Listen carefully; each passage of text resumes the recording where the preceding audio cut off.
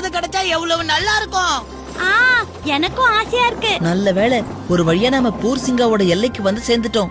இந்த இடத்துல காரசாரமா சுட சுட கிடைக்கிற உணவு மாதிரி இன்னும் ரொம்ப தூரத்துக்கு போனாதான் கிடைக்கும். என்னது உணவா? ஆஹா, இந்த குளிர்ல சுட சுட ஏதாவது சாப்பிடணும். அப்பதான் உடம்புக்கு ஈத்தமா இருக்கும். உங்களுக்கு சுட சுட வேணுமா? ஆகட்டும், ஏற்பாடு பண்றேன். மகாராஜா, இன்னும் கொஞ்ச நேரத்துல கூடாரத்தை அமைச்சிடலாம். அதுக்கப்புறம் ராஜகுமாரி இங்கே ஓய்வு எடுக்கட்டும். அந்த சமயத்துல நாம வேட்டைக்கு புறப்படலாம்.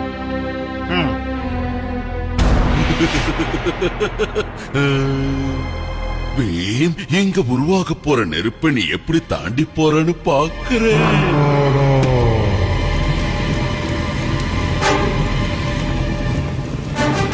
காப்பாத்துங்க, காப்பாத்துங்க.